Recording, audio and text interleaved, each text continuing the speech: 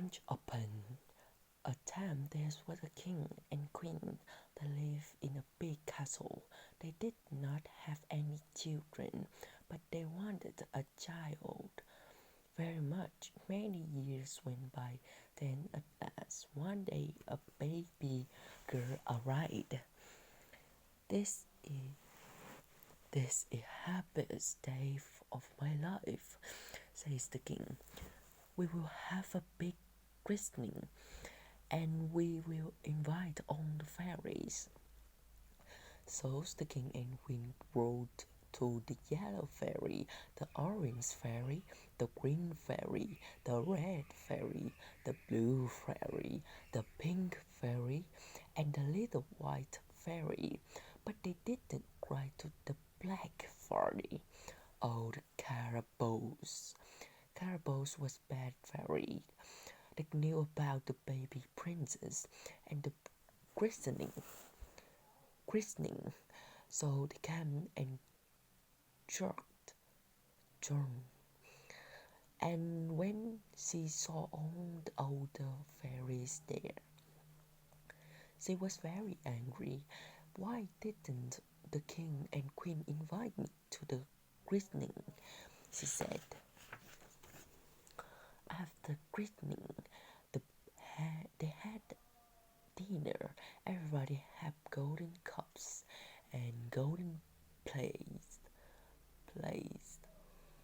When the queen saw Carabosse, she said, "Oh dear, why did me invite her to the christening?" She smiled at Carabosse and says, "I'm very sorry. Please sit down with us now and have a dinner."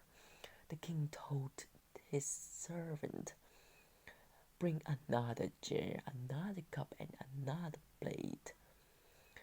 But there were more golden cup and plate. So the servants gave Carabosse a silver cup and a silver plate. "What?" says Carabosse. "No gold for me?" After that, she was more angry. After dinner, fairies gave their parent to the baby princess. The fairies' present was magic present. "The princess will be happy," says the yellow fairy.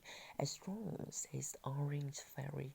She will be beautiful," says blue fairy. "And kind," says green fairy.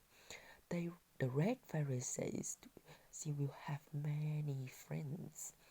But the little white fairy didn't say anything.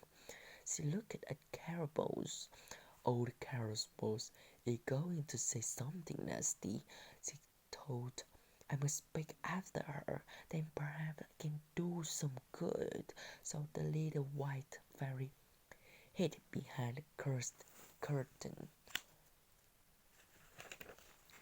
Then Carabosse slowly stood up.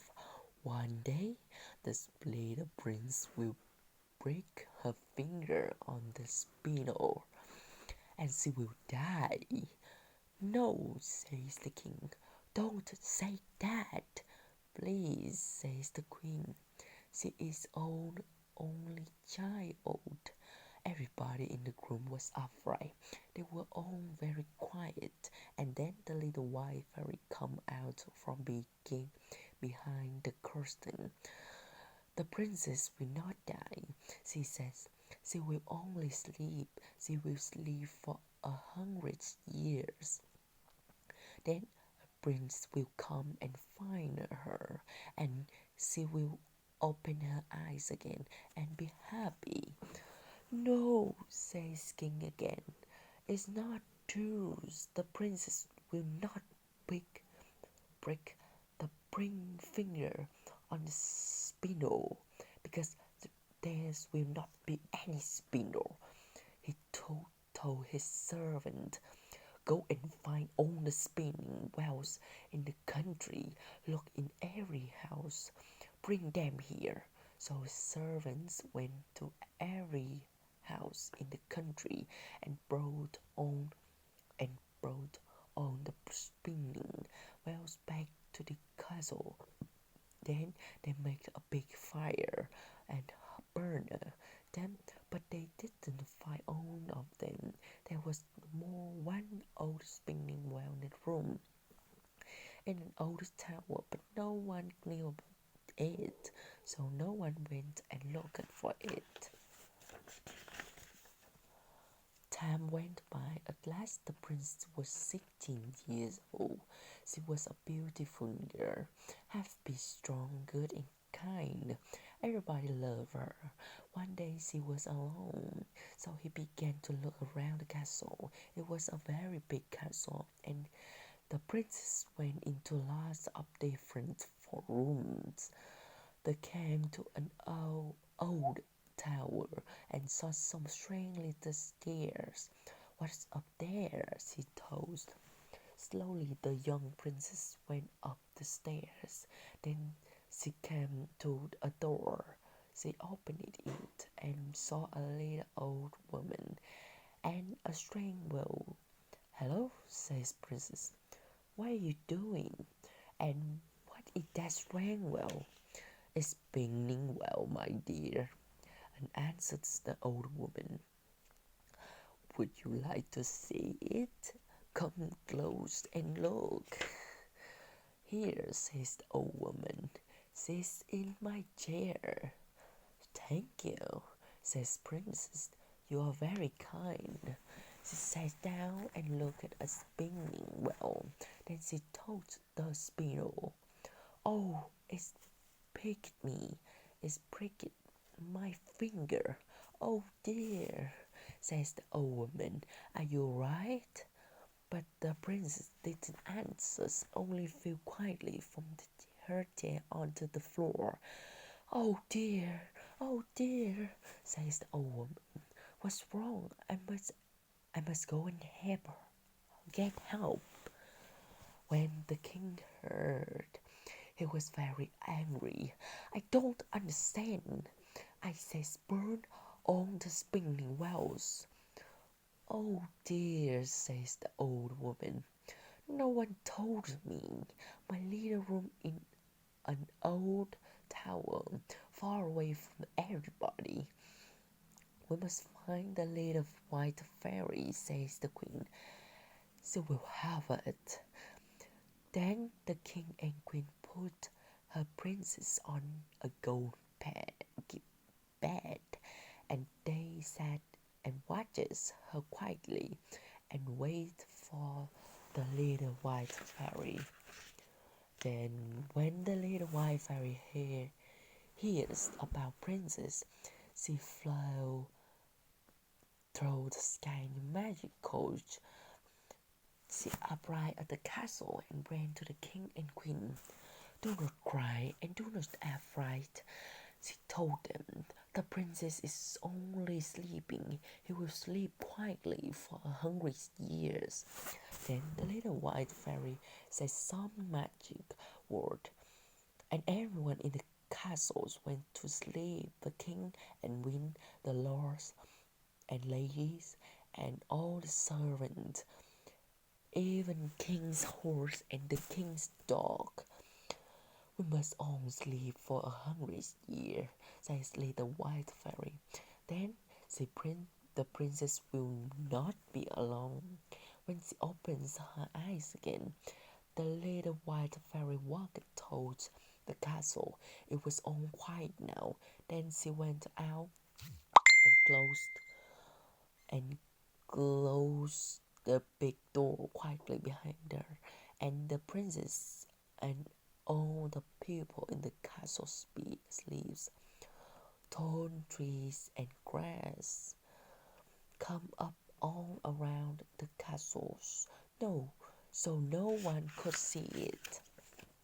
For many years, no one visited the castle. Then one day, after 100 years, a young prince came with his friends. The prince saw the forest of tall trees, but she also saw the tower of the castle far away. There was an old man on the road by the forest. What are those towers in the forest? Asked the prince. Is a castle? Yes, says old man. But no one goes there. Some people say that's a witch castle, but others say that's a beautiful princess live there on a gold bed. A princess? Says the prince. On a golden bed? I want to go up there and see, but you can't go through the forest, says the old man. Oh, yes, I can, says the prince. The old man watches, and the prince went up the hill on his white horse. Then a strange thing happened. The trees began to open, and the prince and his horse went towards easily. But the trees closed behind him, and his prince could not go after him. So the prince went on alone and found the castle. This is strange castle, he said. Everybody is sleeping, and they are all wearing strange clothes. People wore clothes like there's a hungry sea girl. Hello, he called, but nobody answered. He was a little afraid and wanted to leave, but then he thought about the prince on her golden bed. She looked out for her, but he couldn't find her. Then at last upstairs, he opened an old door, and there she was. She slept on a golden bed. Her hair was long and it was clothes of gold. The sun came towards the window and fell onto her face. Oh, says Prince, she is beautiful. He looked at her long time. Then he put his hand on her hands and kissed her. Suddenly she opens her eyes. And when the princess opened her eyes, all the other people in the room began to open their eyes too. Will you marry me? Asked the prince. Oh, yes, says the princess. But first, I must eat something. I'm very hungry. Let's go down then, says the prince. Let's all go downstairs. There is food on the table and it's warm. One by one, everyone in the castle opened their eyes. The king and queen, the lords and ladies, and all the servants, even king's horse and king's dogs. Later that day, the prince and the princess went to the church, and they were married. Outside the castle it was summer. The grass was green, the sky was blue, and all the birds sang. And so the years went by. The prince and princess had two children, a little girl with golden hair like her mother, and a little boy with dark hair like her father. They and they all live happily even after.